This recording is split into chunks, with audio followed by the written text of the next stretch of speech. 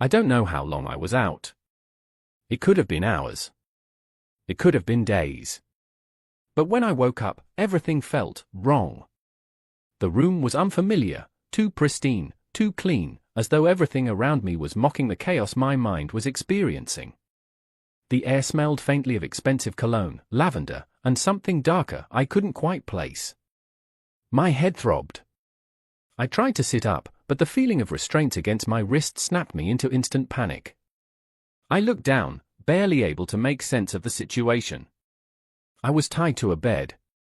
Tied. The cold leather straps dug into my skin, my fingers tingling as I struggled to free myself. It was like waking up in a nightmare. My breath came in shallow gasps. I couldn't breathe, couldn't focus. Slowly, I blinked away the fogginess clouding my vision, trying to piece together anything, any memory, any clue that might explain how I ended up here. The party. I remembered the laughter, the clinking glasses, the faint music vibrating through the walls. It had started like any other family gathering, nothing out of the ordinary. I could see the faces of familiar relatives and friends, but everything after that was a blur. The images came to me in fragments: my sister Rachel's smile, Derek's touch, their eyes on me, watching, waiting. There was a feeling in the air that night, something suffocating, like the calm before a storm. But something happened. Something dark. Panic surged through me again, this time with a violent force that left my chest tightening. My body ached, and the overwhelming dread flooding my veins made it hard to breathe. My hands shook as I finally freed myself, untying the knots, every movement painful. I stumbled off the bed, the world spinning as I tried to find my bearings. Where was I? My heart sank when I recognized the soft, plush furniture around me, the elegant curtains. This wasn't just any room. This was Rachel's house. Her home. What had happened? What did I miss? What did they do to me? Derek. Rachel's husband. The name made my skin crawl. I pushed against the overwhelming wave of nausea threatening to rise, trying to recall the last moments before my mind went blank. I could remember Derek's hand on my arm, his breath on my neck, his eyes locked onto mine in a way that made me freeze. There was something predatory about it. Suddenly, the horror came crashing in, the realization. Derek hadn't just been flirting with me. He'd been something else. My body trembled as flashes of what I couldn't quite remember flooded back to me, but I knew. I knew what had happened. He had taken advantage of me. My stomach turned. The walls seemed to close in, the reality of what I'd just pieced together almost unbearable. I wanted to scream. To run. To erase it all from my mind. But one thought pushed its way to the surface, louder than the rest: Rachel. She had to know. How could she not? She was right there, watching, approving, controlling. She had planned it all. The pieces of the puzzle snapped into place with horrifying clarity. This wasn't just an accident. It wasn't some drunken mistake. Rachel had set it all up. Derek was never meant to just be a flirtatious husband. No, his role was darker. Much darker. She wanted me to be trapped. To be violated. To destroy my future and wipe away everything I had built. Her jealousy, her bitterness had consumed her until this moment. This betrayal was her only answer. She wanted to destroy me. The thought was so foreign, so monstrous, that I couldn't wrap my head around it. Why? Why would she do this? How could the woman who'd raised me, the sister I trusted above all else, do something like this? A sharp sound broke through my spiraling thoughts. The door to the room creaked open. I froze. My heart stopped. Rachel stepped inside, her face too calm, too controlled. Her eyes swept over me, not with concern, but with cold indifference. She didn't look surprised to see me awake. In fact, she seemed almost pleased. She closed the door behind her, taking a slow step toward the bed. "You're finally awake," she said softly, her voice smooth but laced with something that sent a chill down my spine. I was wondering how long it would take. What have you done to me? I barely managed to croak, my throat dry, my body trembling from the intensity of my emotions. She sighed, as though the question were too simple. Everything I did was for you, Evelyn. You never saw it, did you?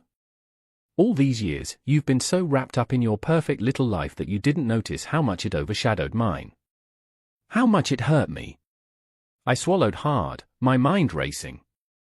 What are you talking about? Her lips curled into a small, satisfied smile. I needed to correct things. You've always been the golden child, haven't you? Your success, your career, your friends, your life. It was all so perfect. And I was always just there. I took a step back, my mind whirling. You used Eric. You used him to hurt me. I didn't use him, she corrected, her voice sharp now. I gave you the opportunity to stop being the perfect little sister.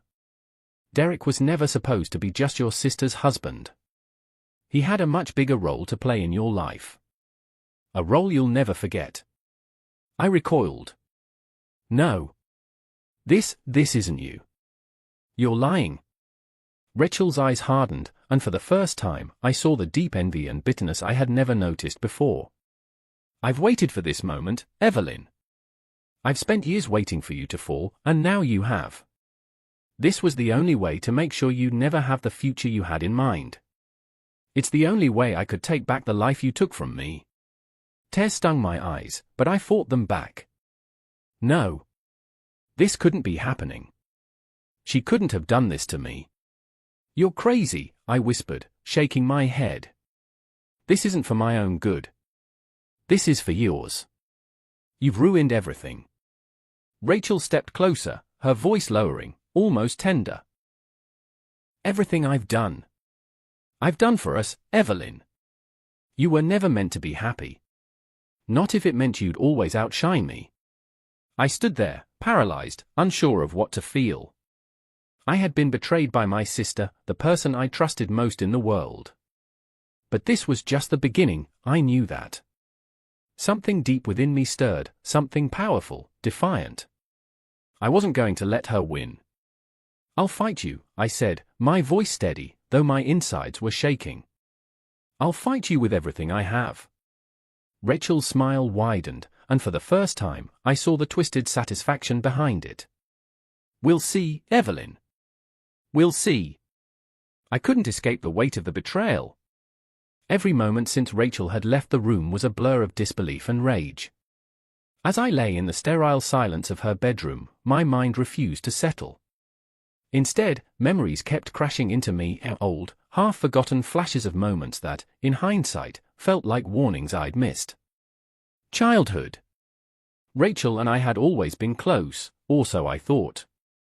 We'd shared secrets, played games, fought over the smallest things, and found our way back to each other. But now, I realized that beneath those years of smiles and shared laughter, there were cracks I had been blind to.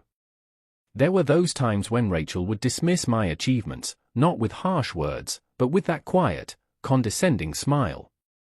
Well, of course, you did well, she'd say, you always do. And when I felt proud of my accomplishments, she'd act like it was nothing special. The more I succeeded, the more she seemed to slip into the background, pretending to be my cheerleader while I was unknowingly climbing a ladder she'd long planned to cut down. There was the time I got into my dream university. I had called Rachel, bubbling with excitement. She'd been happy, in her way, but there was something in her eyes, something darker. She congratulated me, but a minute later, she'd shifted the conversation to herself, as if the focus on me had made her uncomfortable. Then there was the way she belittled my relationship with others. When I would talk about friends, relationships, or even work, she would always ask, "Are you sure they like you for you? Or is it just your success they want?" The question always hung in the air, making me question everything and everyone. She always kept me on edge, always in a position where I doubted myself. I should have seen it. I should have realized what was happening. But I hadn't, and now here I was, trapped in a nightmare of my own making. But no matter how long I stared at the walls, I knew one thing: I couldn't let Rachel get away with this. I needed answers. Derek. He was the first person I sought. I found him in the living room, lounging on the sofa like nothing had happened, like nothing had changed. His cold, indifferent eyes met mine as I entered, his face a mask of calm. He didn't even flinch when he saw the fury in mine. "You," I spat, my voice trembling with a mix of anger and disbelief. "You and Rachel, what the hell is going on? What did she do to me?" Derek didn't flinch. He didn't even seem surprised. It was as if he had been expecting this moment, or worse, as if he didn't care at all. He leaned back in his seat, eyes never leaving mine. "I don't know what you're talking about, Evelyn," he said, his voice smooth, almost bored. My hands balled into fists at my sides. "Don't play dumb with me, Derek. You know exactly what happened. You've been part of this whole scheme, haven't you? You and Rachel. You've been planning this all along, haven't you?" For a brief moment, I saw a flicker of something in his eyes, something that looked almost like guilt. But it was gone as quickly as it appeared. He exhaled slowly, stretching his arms over his head as if he were tired. "It wasn't my idea, Evelyn," he said flatly. "It was Rachel's. She told me what she wanted, and I agreed. It was her plan, her decision." His words hit me like a punch to the gut. I wanted to scream at him. I wanted to hurt him. But instead, I just stood there, too stunned by the lack of remorse in his voice. "So, what? You just went along with it? You let her manipulate you into doing that?" My voice cracked, the gravity of the situation sinking in. He shrugged, unbothered. "I didn't care. It wasn't personal. Just business." His words chilled me to the bone. "Business," I echoed, disgusted. "You destroyed my life, Derek. You destroyed us. And you're sitting here, acting like it's nothing." He looked at me as if I were the one overreacting. "I'm not the one who wanted to ruin your life, Evelyn. Rachel was. She was always jealous of you. Always. She's been planning this for a long time, but you just couldn't see it, could you?" I wanted to slap him, to make him feel the weight of his betrayal. But it wasn't him I was angry with anymore. It was Rachel. I turned away from Derek, my mind spinning. If what Derek said was true, and I knew in my gut it was, then this betrayal ran deeper than I'd ever realized. Rachel hadn't just betrayed me on one occasion, she had been playing me for years, slowly pulling the strings of my life and making me dance to her tune. I couldn't let it go. Not now. Not ever. As I stalked through the house, my eyes scanned every room with renewed suspicion. I noticed things I hadn't before, Rachel and Derek's behavior toward each other, the subtle tension, the way Rachel always seemed to be calling the shots. There was an underlying cruelty between them, a manipulation I'd ignored because I didn't want to see it. But now, the pieces fit together like a puzzle I'd been too blind to solve. This wasn't just about me. I started to piece together everything I'd missed. The little comments Derek made, the way Rachel always seemed to hold all the power, the way she controlled not just me, but our entire family. She wasn't just playing a game with me. She was playing a much bigger game, and I had been one of her pawns. And that's when I found it. Hidden in Rachel's office, tucked away behind some old files, was a small, leather-bound journal. It looked innocent enough at first, old, worn, like it had been forgotten. But when I opened it, my heart stopped. The journal was filled with detailed notes, plans, dates, times, and events. But what caught my attention was the way Rachel had outlined everything. Every step of this twisted scheme. She had been planning this for years, from the way she manipulated Derek to the way she made me feel small.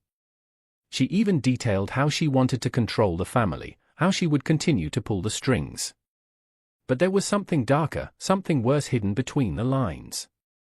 There were names I didn't recognize, mentions of people I had never met, and talks of secret meetings, deals, and exchanges that didn't make any sense. And then, at the very back of the journal, there was one chilling sentence that made my blood run cold, once Evelyn is pregnant, the family will fall into line, and everything will be ours. No one can stop us now. The words burned into my mind. I felt my breath catch in my throat. Everything will be ours. What did she mean by that? What had she been planning beyond me? Was this just about destroying my future, or was there something even more sinister brewing? I didn't know what to do with the information in front of me. But one thing was clear, I was facing more than just a betrayal. Rachel's plans ran deeper than I could have ever imagined. And if I was going to stop her, I needed to understand everything. All of it. The walls of Rachel's house closed in around me. Everywhere I turned, I felt the weight of her manipulation, her control, and the suffocating silence of a home that had once felt like my refuge. But now it felt like a gilded cage. I couldn't stay here. Not like this. I needed help. And not just any help, someone who could understand the depth of what I was facing, someone who had lived through Rachel's twisted influence. Someone who had been there, been hurt by her. I hadn't wanted to go this route. But in my desperation, I knew I had no choice. That's when I remembered Maya. Derek's ex-girlfriend. We'd never gotten along, partly because of my own naive loyalty to Rachel and partly because Maya had always had a way of making me feel like I didn't belong. She was sharp, observant, and unafraid to speak her mind. But she wasn't like Derek. She wasn't complicit in Rachel's games. And, like me, she had walked away from Derek and the toxic grip he and Rachel had over their lives. I found Maya in a small, dimly lit cafe on the outskirts of town, a place far removed from the drama I was trying to escape. Her eyes were dark and tired, and when she saw me enter, there was a brief flicker of recognition followed by a guarded wariness. She hadn't seen me in months, and I couldn't blame her for being cautious. "You look like you've seen a ghost," Maya said as I slid into the seat across from her. Her voice was low, almost conspiratorial. I didn't waste any time. "I need your help. I'm not safe here. Not with Rachel. Not with Derek." Maya raised an eyebrow, a slow smile tugging at her lips. "Rachel? I never thought I'd hear you say her name in that tone. You've always been her golden girl, haven't you?" I clenched my fists, biting back the frustration that surged inside me. "She's destroyed my life, Maya. She's planned this. And Derek, he's been with her every step of the way. I know you left him. I need to know why." Maya leaned back, her eyes narrowing with something that bordered on sympathy and resentment. "You think I left him because he was just some charming, misunderstood guy? No. Derek's a monster, Evelyn. A manipulator. He played me, just like he's playing you." I looked at her, confused. But why? Why would he do this? And why was Rachel in on it? Maya's lips pressed into a tight line, her gaze darkening. "Rachel's always had her eye on you. Always saw you as a threat. She had this way of making people feel like they were the only one that mattered to her, until they weren't. You probably never saw it, but I did. She's been controlling people her whole life, her family, her friends, Derek. Everyone's just a pawn to her in some twisted game. You were the last thing she needed to control, the last obstacle to her idea of perfection. She couldn't stand you succeeding, Evelyn." Her words hit me like a slap. I had always assumed Rachel was the victim, that I was the one taking her spotlight without realizing it. But the truth was much darker. She had been the puppet master all along. "I don't understand," I whispered, shaking my head. "How do you know all this?" Maya's gaze softened, but there was no warmth in it. Only cold, hard truth. "Because I was once in your shoes. Rachel used me too.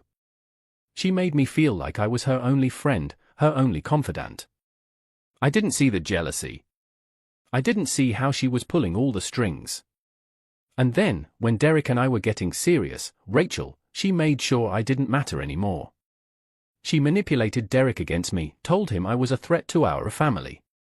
And then, she made sure he turned on me. I could see it in her eyes now, the anger, the heartbreak that never quite went away. When I left Derek, I finally saw Rachel for who she really was. She had this hold on him, this dark power that he couldn't escape. He was weak, and she knew it. And it wasn't just Derek. It was everyone she could control. She'd been playing this game for years. I was just another casualty. My heart raced, and the weight of everything Rachel had done to Maya settled deep in my bones. She hadn't just manipulated me, she'd done it to so many others. People like Maya, who'd been torn apart by Rachel's twisted version of love. But why, Maya? I asked, my voice breaking. Why didn't you tell me? Why didn't you warn me sooner? Maya's expression softened. Because I didn't know who to trust, Evelyn. I didn't think you'd believe me. But I can see now. I can see that you've woken up. Rachel's been using you, and she's been using me too. She's been using everyone, and Derek's just her willing pawn. The words felt like an ice bath. But they also gave me something I hadn't had in days, clarity.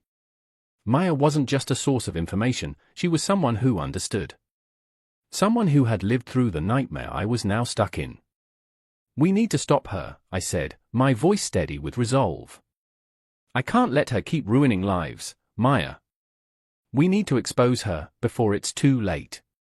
Maya nodded slowly, her face hardening. I'm in. But we need to be careful. Rachel's not some naive little girl. She knows how to play dirty, and she won't hesitate to destroy anyone who gets in her way. The thought of facing Rachel head-on sent a shiver down my spine. But I had no choice now. I couldn't back down. Not after everything she'd done. We spent hours planning. Maya gave me everything she knew about Rachel's past, about the victims, about the psychological games Rachel played to control and manipulate people. She even shared details about some of the darker things Rachel had done to stay in control of Derek. It was a web of deceit, of power plays, of cold, calculated cruelty. And as the hours passed, I realized that we were running out of time. Rachel was growing suspicious of my actions. I could see it in her eyes whenever we were in the same room. She knew something was off. She knew I was no longer the docile, obedient little sister she had always controlled. But now, I had a dangerous ally in Maya. And together, we had a chance to take Rachel down. Maya's eyes grew dark as she leaned in, her voice barely a whisper. Evelyn, you have to understand. Rachel is more dangerous than you think. She's not just some jealous sister, she's unpredictable. She'll stop at nothing to get what she wants, and if she realizes what we're doing, she will come after us both. We can't trust anyone. The words hung in the air like a warning, and I realized, with a chill running through me, that I was in deeper than I had ever imagined. This wasn't just about my future. This was about survival. The truth about Rachel had always been a foggy reflection in my mind, something I couldn't quite grasp, but knew was lurking behind the surface. But as I began to dig deeper, desperate for answers, the picture started to shift. What I thought I knew about Rachel, my older sister, wasn't the full story. I never expected to find what I did. It started with an old journal, tucked away in the back of Rachel's wardrobe, hidden under layers of old clothes. I almost didn't open it, but something told me that if I was going to understand Rachel, truly understand her, I had to read it. What I found inside shook me to my core. The pages were filled with fragments of Rachel's childhood, but not the perfect, innocent childhood I remembered. No, this was darker. Rachel had been the victim of manipulation herself. She had once been trapped in a situation where someone she trusted, had used her, controlled her, torn her apart emotionally in a way that made her believe she had no worth beyond what others told her.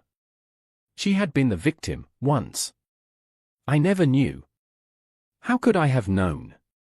Rachel had kept it hidden for so long, woven into the very fabric of who she had become. But the more I read, the clearer it became, this was why she was the way she was. This was why she sought control over everyone around her. Because she never wanted to feel helpless again. Rachel had suffered, but she had learned nothing from it. Instead, she had turned the pain into a weapon. She had decided that if she couldn't be free, no one else would be. She had turned herself into a puppet master, pulling the strings of everyone she could, including Derek, and, now, me. It was a hard truth to swallow. I felt something shift inside me, a strange mix of sympathy and disgust. I could understand her need for control, her fear of being vulnerable again, but that didn't justify what she had done. What she was still doing. Now I knew. Now I understood why she had twisted her love for me into something sick. I had been a symbol of what she never wanted to lose, control. But it also strengthened my resolve. Rachel couldn't have her way anymore. I would stop her, no matter what it took. But just as I started to piece the truth together, the manipulation came from an unexpected place, Derek. Maya had warned me that Rachel would stop at nothing to protect herself. She had been right. As I and Maya closed in on gathering enough evidence to expose Rachel, evidence of her dark past, of the scheme she had orchestrated, Rachel struck back. And she struck hard. The first move was subtle but effective. People in my life began to pull away. My friends. My colleagues.